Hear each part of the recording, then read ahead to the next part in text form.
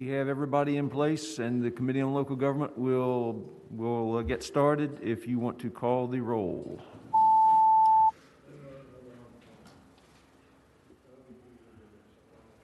I think Senator Morrissey wants to come over here and proxy, too. Yeah. Can we give him a ping real quick?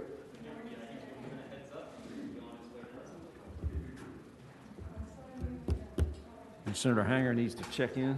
You want to pitch your 75 is your district number. Oh, really?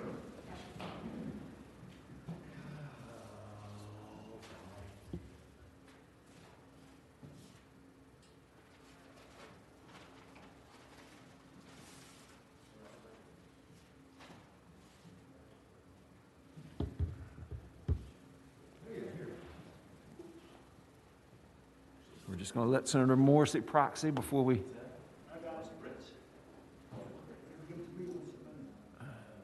I don't think you've got it yet, though.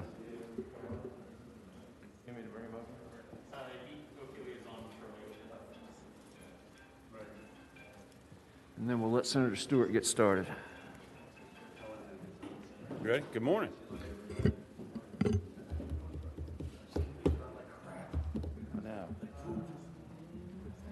Back in the day, when those right-wing extremists had it, it moved from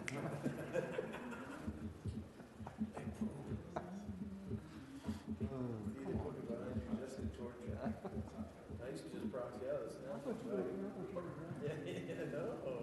is a much better seat. Is it coming? It's always on Morrissey time, you know, sir.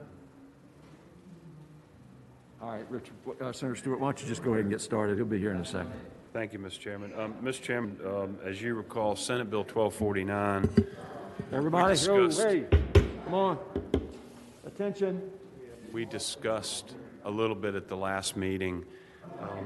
I have been trying to work with the stakeholders over the past week, and there are some intricacies in this bill which I think warrants a little further work, and I'm not sure that I'll be able to get it done in this special session, so it may be best that we just carry this over. All right. Let me work on it and come back. Okay. I don't know if it, what do you PBI it or whatever. I don't know if there's any way to keep it alive and bring it back later while I work, or... I don't think, can we carry over from a short session to a long session?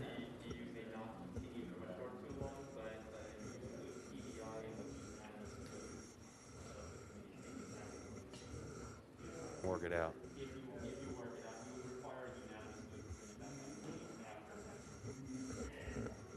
Have it done by then. Mr. Chairman, what is the patron's preference? If we can't carry it over, I think we would have to PBI it. I think that And let's get a motion. you can yeah. PBI this bill. It's not going to get resolved this year. Moved and seconded that the bill, that 1249 be PB passed by indefinitely. All in favor? Chairman, Oh, yes. just real quick, I know the patron has said he wants to continue to work with stakeholders.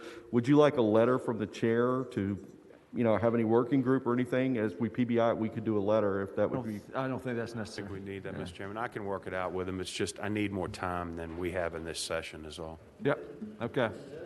Let's go ahead. We've got a motion to, and second to PBI. Let's bring it up.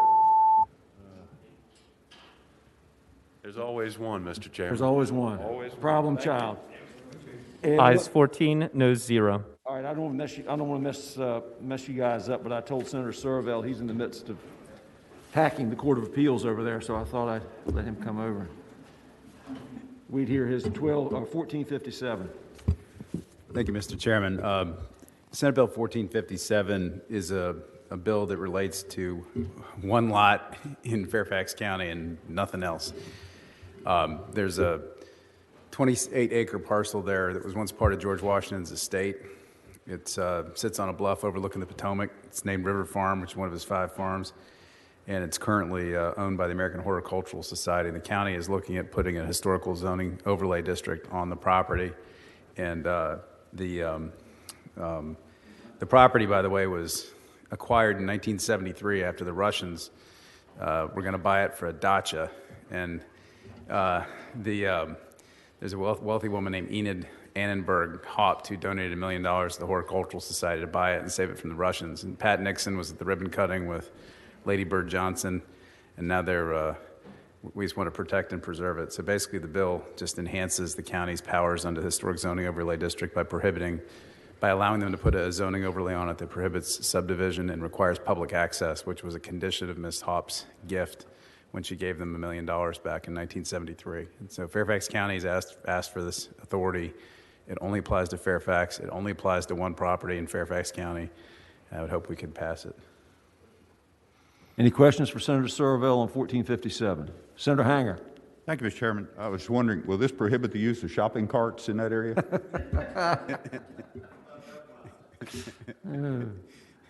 The Maryland boundary is right at the shoreline, so we don't have jurisdiction over the duck blind issue there. But shopping carts, Mr. Chairman. that might be a friendly amendment. Is that Senator DeStaff? Mr. Chairman, for Senator Surville, I had one quick question. Before she passed, what were her specific wishes for the property? Did she not want it developed? Did she put a historic easement on it to ensure it would never be developed? Kind of what were her intentions? Because normally we don't overturn overturn the intentions of somebody when they gift something to a jurisdiction. Well, so she actually didn't buy the property. She wrote a check for $1 million to the Horticultural Society for them to then purchase the property from a private owner. And at the time she wrote the check, all the newspaper reports indicate that she stated she had preserved this property in perpetuity for all future generations forever. She was a big public gardens advocate, and that's where she focused her philanthropy. And so she wasn't part of the chain of title, but she was very clear when she wrote the check that was what her intent was. And there's like 3 or 4 different newspaper stories featuring it, and also her obituary, which was written in the New York Times and the Washington Post about 20 years later, also said the same thing. So, Mr. Chairman, just one follow-up. So basically, she wanted this to be preserved forever. She does not want it developed or anything to touch it. That was her idea at the time she wrote the check. I would also note that there's an easement on the property from the National Park Service on the front part of it, and there's also a 10-acre easement along the river that the Virginia Outdoors Foundation acquired or was gifted in order to preserve the view from the river. Mr. Chairman, lastly, this bill basically does what her original intent was. That's the idea. Mr. Chairman, I just wanted to clarify that. It gives the county the authority to effect what her intent was. Senator Favola. I'm prepared to make a motion if you're prepared. Well, let's see if we have any public comment. Is there anybody Okay. queued up for public comment? I'm sorry, Mr. Chairman, there's also an amendment I forgot. The county asked for 2 clarifying amendments. All right, we have, can somebody report the amendment? No, let's hear what it is first. Mr. Chair, the amendments have been posted on LIS for those who want to read them. If you'd like me to read them out loud here. If they're not too long, Joe. Sure. We have 2 line amendments. Line 114, after the word section, strike requiring and insert that would allow. And then on line 119, after the word park, strike that number 2 clause, owned by a common owner exempt from taxation. And that's it. What do the amendments do, Senator Surville? Second. The amendments, well, the second amendment just makes the second amendment there. You're going to lose votes here. Yeah, the Second Amendment deletes the requirement that the lots be owned by a common owner exempt from taxation. There was a concern by the county that if ownership changed between now and July 1, that might throw the property out of this statute. And then the other amendment at the top just changes it from requiring to that would allow, which has to do with the access to the property. The county thought that was a better way to word it. Okay. All right, do we have a motion on the amendments? Motion moved and seconded that the amendments be adopted. All in favor? Aye. Aye. Opposed? Okay. So the bill before us as amended is before us as amended. Is there anybody queued up for public comment? We have a little public comment to take. Fairfax County, probably. All right, let's get them started. Chris Sigler, please go ahead. And if you'd like to speak, please make sure to raise your hand. Mr. Chairman, members of the committee, thank you. I'm Chris Sigler. I represent Fairfax County. I want to thank Senator Surville for carrying this bill. He did a great job explaining to you what it is and what it does and why it does it. And we support it and ask you to report it. Thank you. Thank you.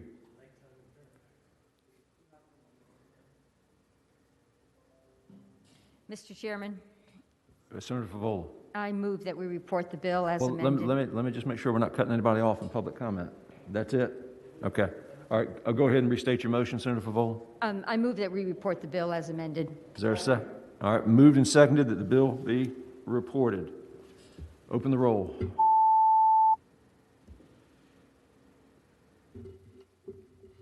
There you go. Yes, sir. No, 0. All right, we'll get back in order now. Next up would be Senator Marsden's 1398.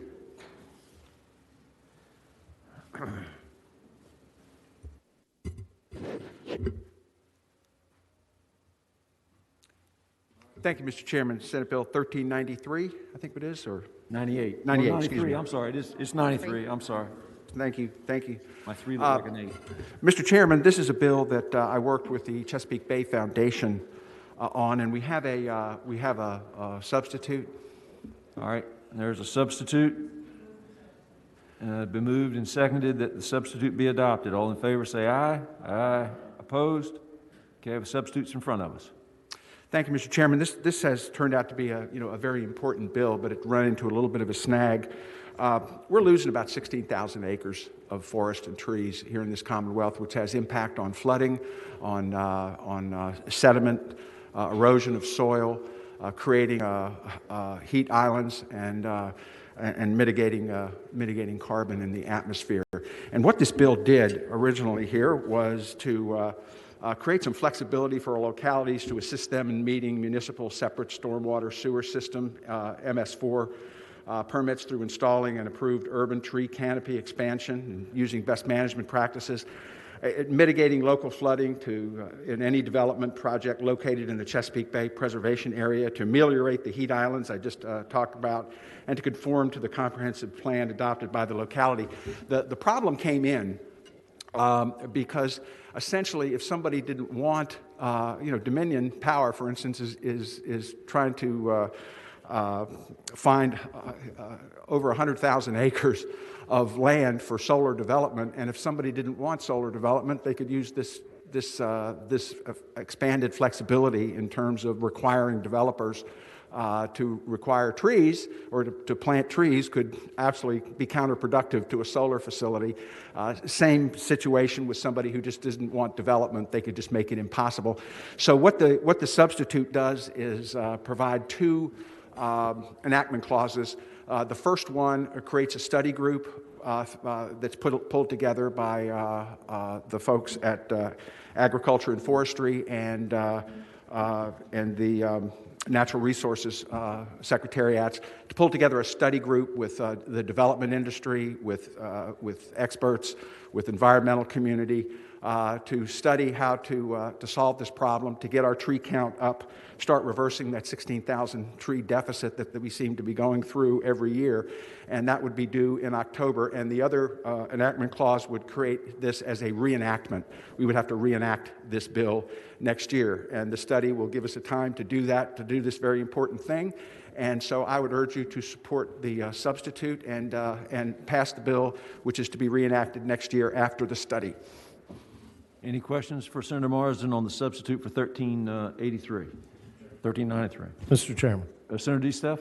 Is that Senator DeSteff? Close. Senator Stanley. We still had the first name right. Senator Stanley. Thank you, Mr. Chairman.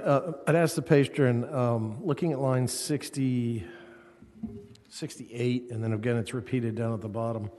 But it looks like section J that the planting ordinance may exceed the requirements set forth here, and then you give some certain situations specifically.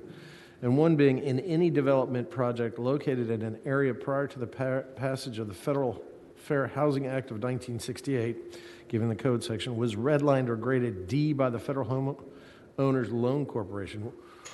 What do you mean by that, and why should that be an area where tree planting should exceed what is already required under the statute? Thank you, Senator Stanley. If I could phone a friend on that and bring Peggy Sanner from the Chesapeake Bay Foundation up on the screen, I'd appreciate it as to why that Peggy- was included. Peggy, are you in the chat room? She's not in there? She is? Oh, okay.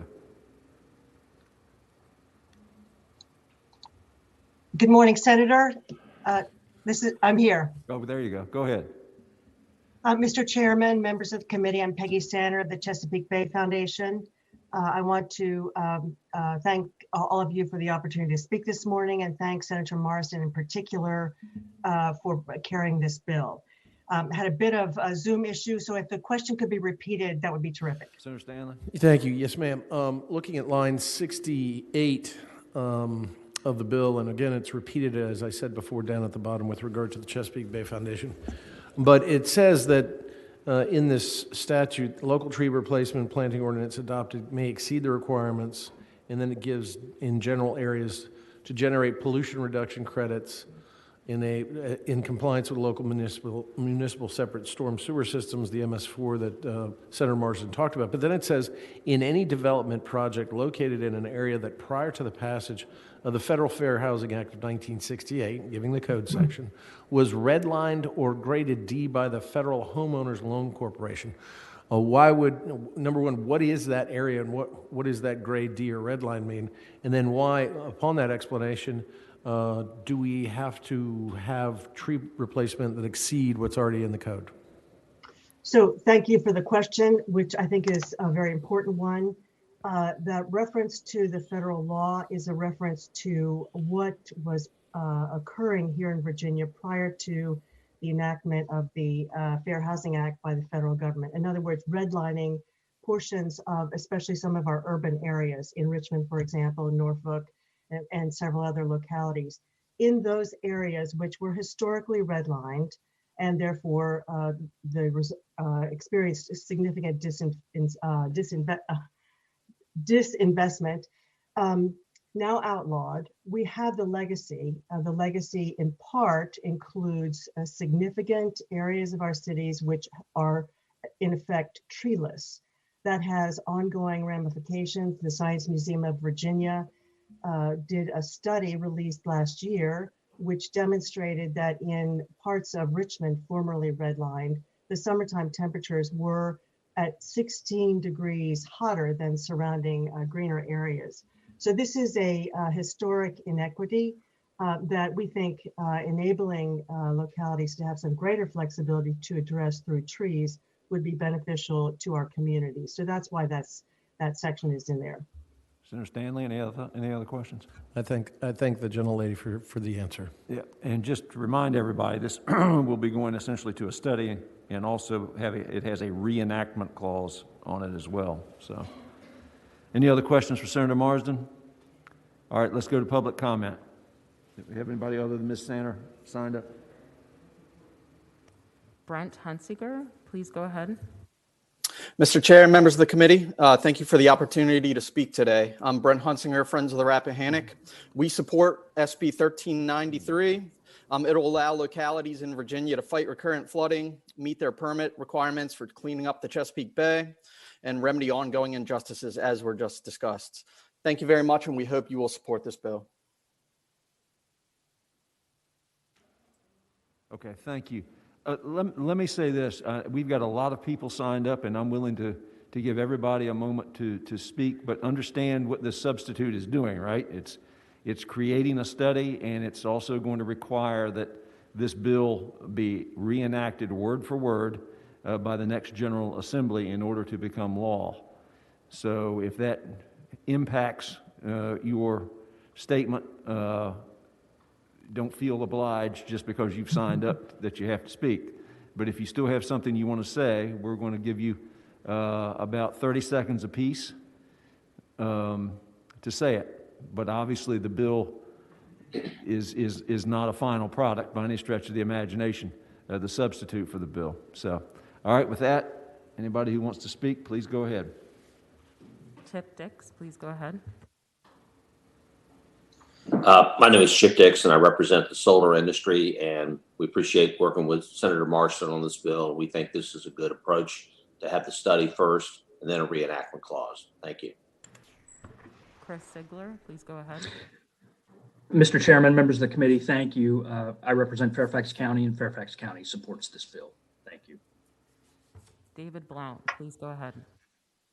Morning, Mr. Chairman, members of the committee. David Blunt speaking on behalf of Albemarle County this morning, supporting provisions of the bill that would extend to all localities the authority that's currently contained in 96.11 for Northern Virginia, but certainly understand the need to move forward with care, build on the work that had been done by forestry this past year, and support that effort and the bill. Thank you. Andrea McClellan, please go ahead.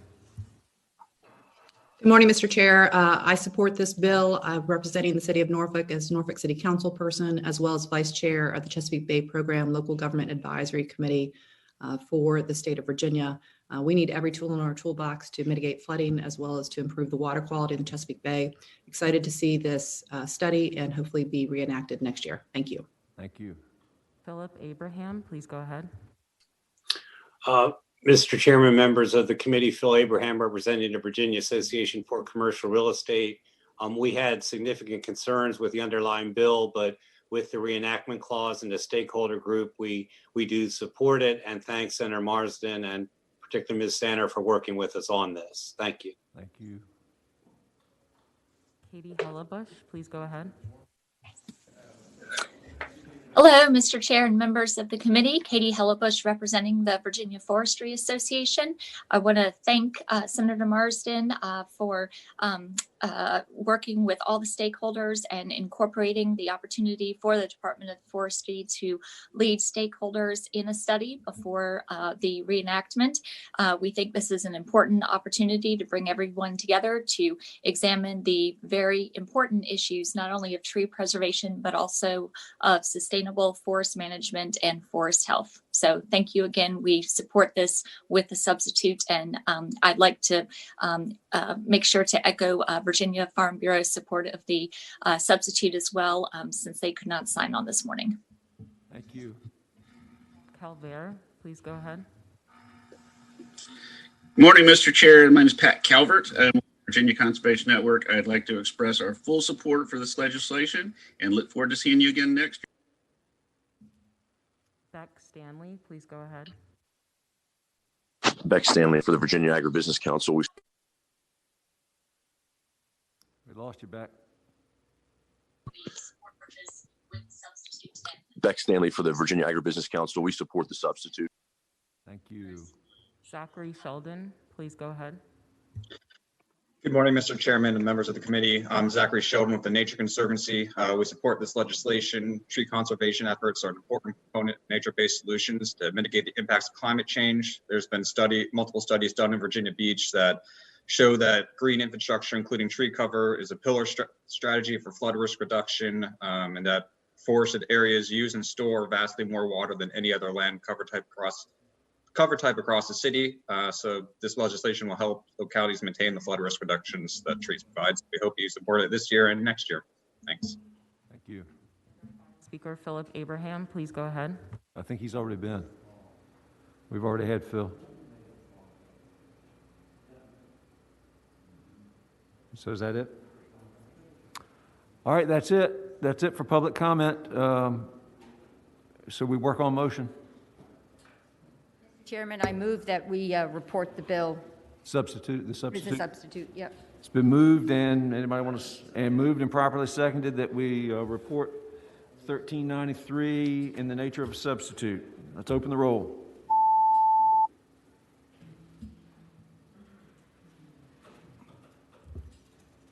Good deal. Ayes 12, noes 3. Thank you, Senator Marsden. Thank you, Mr. Chairman. Next, we have up Senator Peake's bill, which I believe he's in courts, I think, right? Okay, great.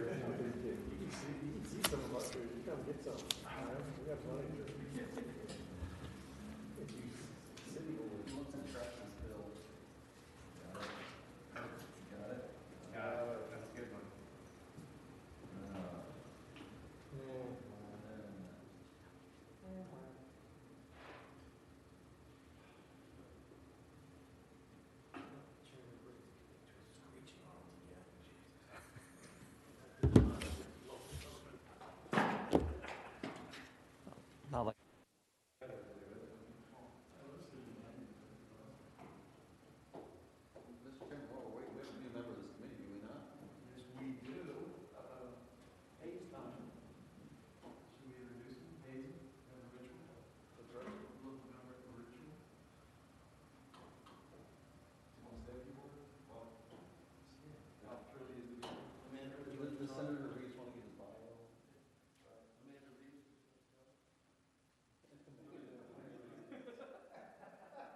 Mr. Chairman, this is such a sought-after committee, I think he should at least say a few words.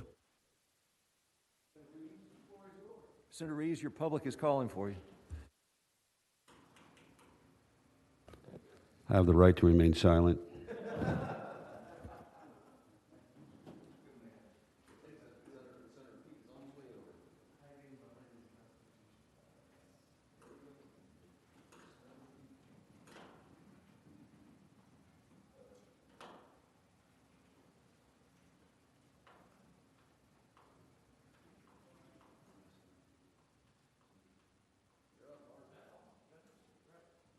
Senator Peake. 1447. Thank you. I brought this on behalf of Buckingham County. Senate Bill, as you have, 1447. Buckingham has implemented a gated solid waste disposal system. It provides 24/7 access to the Buckingham County citizens and non-residential property owners by entry to the sites with the county decal. Okay. We skipped some of this stuff. I've got somebody on the line to talk about it. They've converted all their sites. They gave me talking points that are way too long for this bill. So I am going to skip the talking points. It's very simple. We're trying to add them to It's pretty straightforward. to a long list of counties on this site. I see you're in great company already. Accomack County's on there too. Absolutely, the A's and B's. And I have Jordan Miles, I believe, is lined up. All right, let me see. Oh, I'm sorry. Go ahead. The Board of Supervisors just voted to do this, and they've asked me to bring it, and I think it's a reasonable request. Any questions from the committee for Senator Peake? All right, we'll go to public comment then. Got Supervisor Miles on there, I think. He told me earlier he was on. Yes. Good morning, Mr. Chairman, members of the committee. I want to thank you all for your service to the Commonwealth. I'm Jordan Miles, Vice Chairman of the Board of Supervisors over here in the geographic heart of the Commonwealth of Virginia, Buckingham County. And we thank Senator Peake for sponsoring this, and we hope you will support it. It'll allow us to better serve our constituents, and the board supports this. And I'm happy to entertain any questions from you or your committee, Mr. Chairman. Have you all actually voted? I mean, is there a resolution for this? Have you all asked for this officially, or how'd you do it? We have. It's my understanding, Chairman Lewis, that we considered this by consensus. It's been part of the long-term plan as part of implementation of the technology to get away from the county decal and do a solid waste fee. Okay. Any questions for Supervisor Miles in regard to 1447? Is there anybody else signed up? Been moved and properly seconded that Senate Bill 1447 be reported. Let's open up the roll.